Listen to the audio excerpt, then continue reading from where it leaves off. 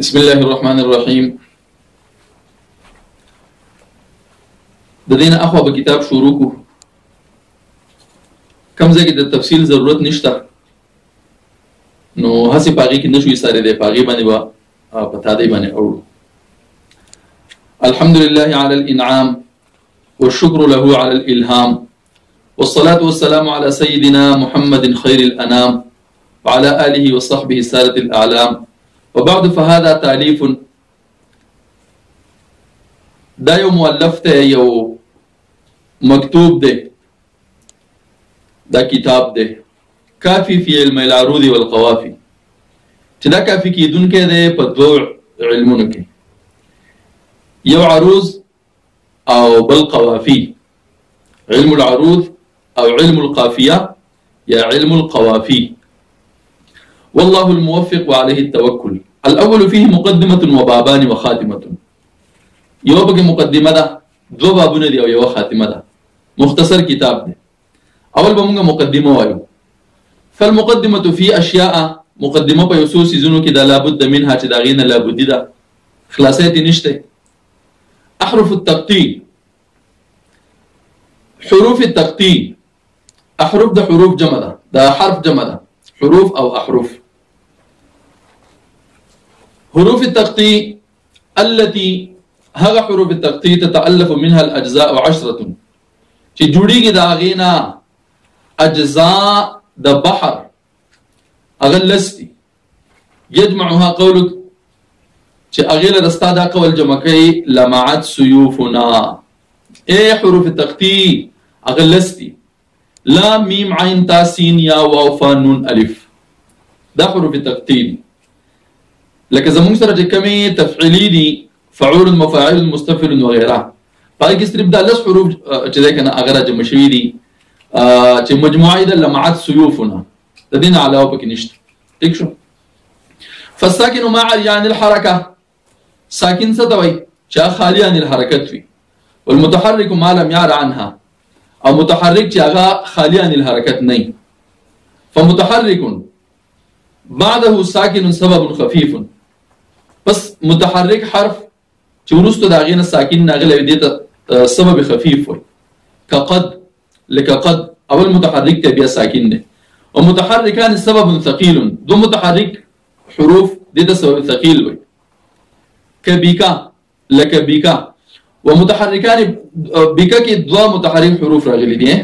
ومتحرکان بعدهما ساکن وتد مجموع، او دو متحرک حروف راغلي ورستو دا غدوړو نه ساکن حرف راغلی دی ته وتد مجموع. كبيكم، لك بكم.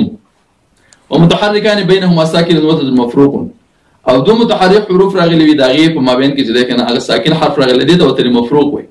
لك قام. وثلاث بعدها ساكن فاصله صغرى، او درې متحرک حروف راغلي ورستو دا غي ساکن حرف راغلی دی ته فاصله صغرى وي. لك فعلت. واربع بعدها ساكن سبب فاصله كبرى، او سلور متحرک حروف راغلي ورستو دا غي ساکن راغلی دی ته فاصله كبرى وي. لك فاعلت فاعل لام تا، متحرک حروف دي او ورستو دا غي چې ده کنه هغه ساکن حرف راغلی دی.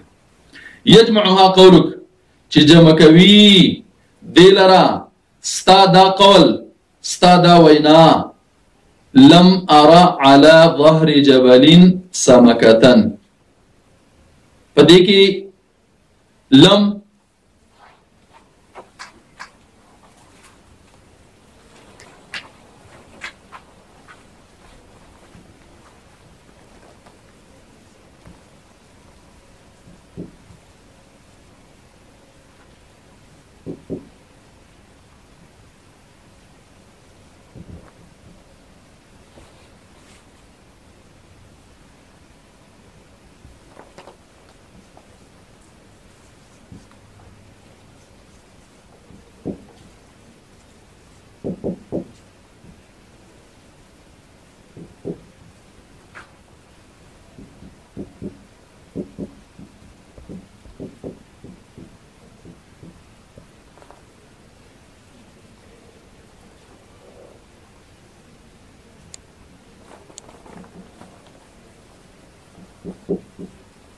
لم سبب خفيف ته.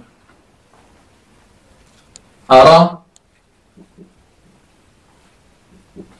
سبب ثقيل له على وتد مجموع ده ظهري وتد مفروق ده جبل فاصلة صغرى ده